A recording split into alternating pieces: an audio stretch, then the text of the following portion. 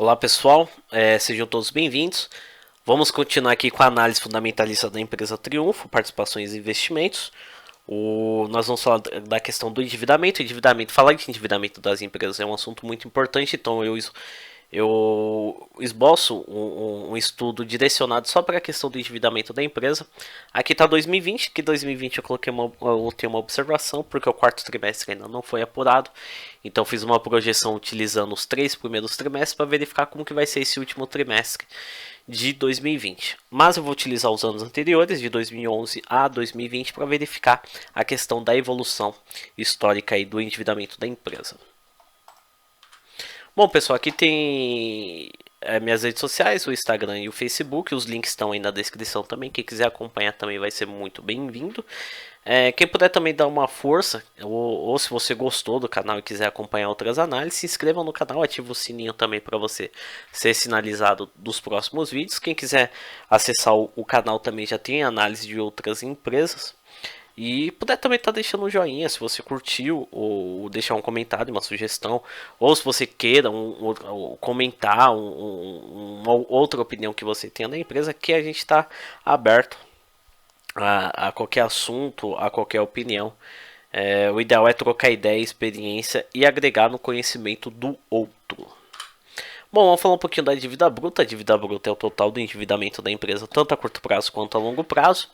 Bom, a gente consegue analisar aqui que de 2011 a 2015 aqui teve um crescimento, a dívida, o endividamento da empresa vinha no processo de crescimento, porém essa dívida diminuiu fortemente, caiu em 2017, e de 2017 a 2020 praticamente mantendo o mesmo patamar de endividamento.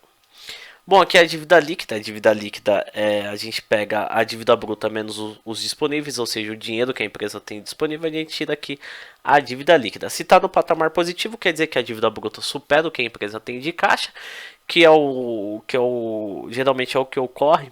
Raramente há umas exceções, mas são poucas que o caixa da empresa supera a dívida bruta, porque as empresas geralmente são muito endividadas, principalmente as empresas brasileiras. E a gente consegue verificar então que o ideal quanto menor melhor. De 2011 a 2015 aqui, essa diferença só aumentou, ou seja, a dívida bruta aumentou em relação aos caixas da empresa, ficou no mesmo patamar de 2016, mas porém em 2017 teve uma queda forte do endividamento.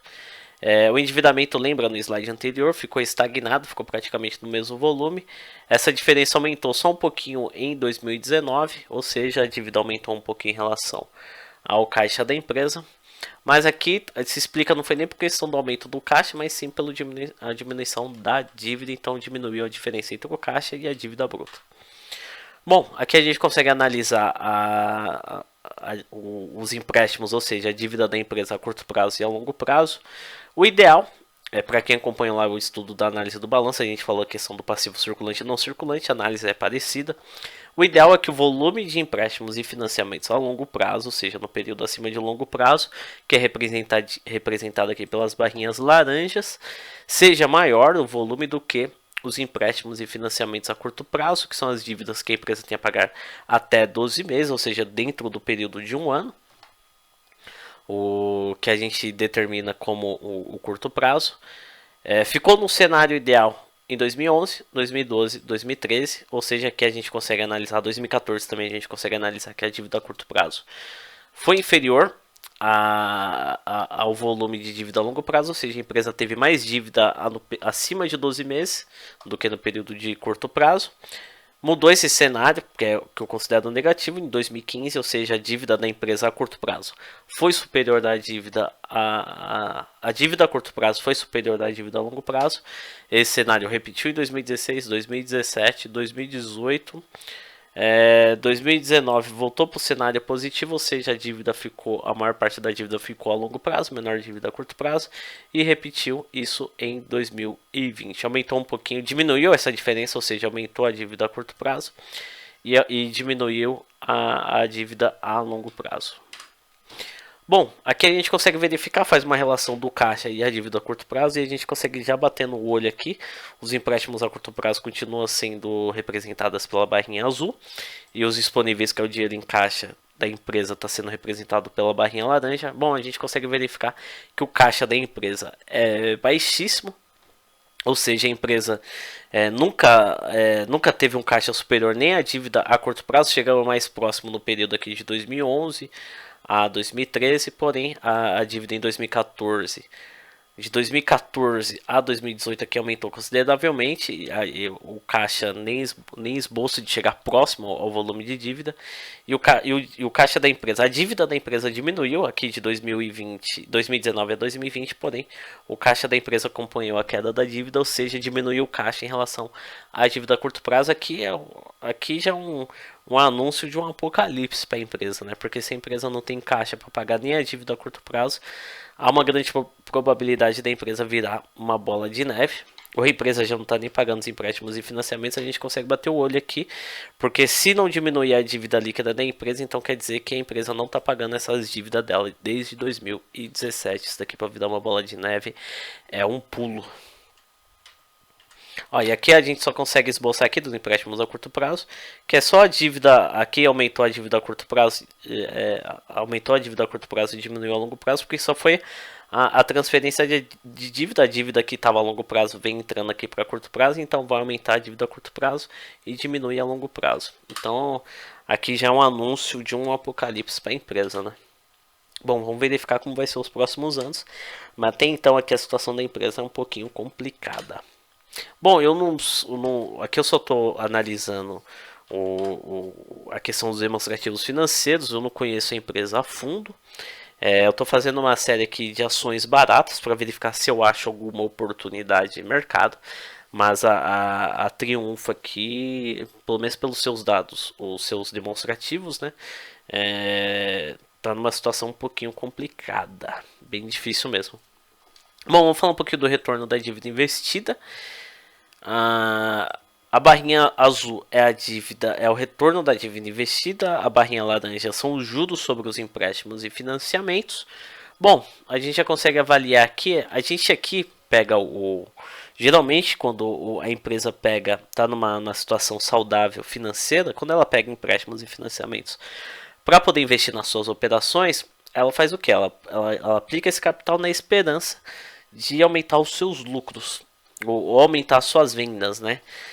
Então aqui a gente consegue verificar se os empréstimos e financiamentos contribuíram para o aumento de lucro da empresa. Bom, a única situação que ocorreu que a empresa lucrou do período estudado aqui foi de 2011 a 2012. A barrinha laranja que é os juros sobre os empréstimos, em 2011 a empresa lucrou, mas a participação do empréstimos e financiamentos sobre o lucro foi tão baixo que não chegou a nem cobrir o custo desse capital.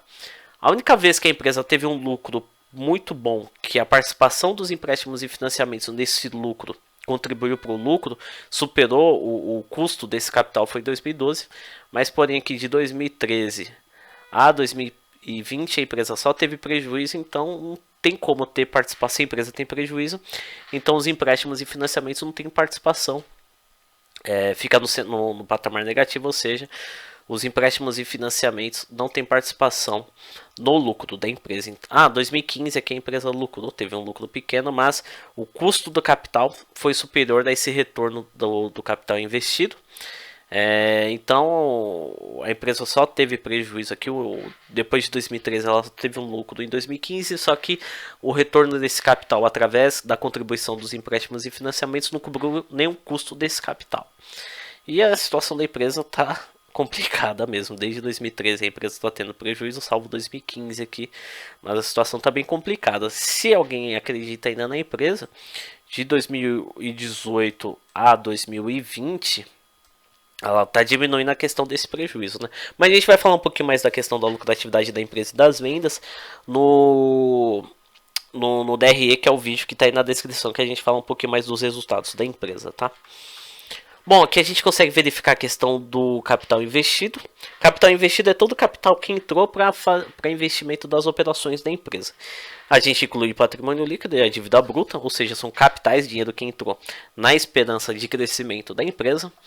E o ideal é que o patrimônio líquido seja superior à dívida bruta, ou seja, que a empresa seja mais financiada com capital próprio do que com capital de terceiros.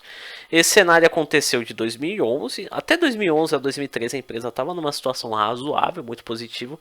Porém, a partir de 2014 que a empresa começou a se endividar tanto e o patrimônio líquido aqui em processo de desvalorização, ou seja, o capital dos sócios e acionistas em processo de desvalorização, e a dívida bruta cresceu e superou o patrimônio líquido, ou seja, a empresa hoje está mais operada com capital de terceiros do que com capital próprio. Bom, pessoal, termina a análise aqui da questão do endividamento da empresa. Lembrando que puder contribuir e está se inscrevendo no canal já contribui muito para a continuidade do projeto. E tá continuando aí com esse projeto. E tem minhas redes sociais, o Instagram e o Facebook. Quem quiser ir lá acompanhar vai ser muito bem-vindo. Bom, pessoal, um grande abraço. Não se esqueçam que tem um link aqui da análise, tá na descrição, que é o link da análise do balanço e da DRE. Tá muito interessante também para quem quiser conhecer mais sobre a empresa, pelo menos na questão dos demonstrativos financeiros. Um grande abraço, sucesso a todos. Não se esqueça de acompanhar os próximos vídeos.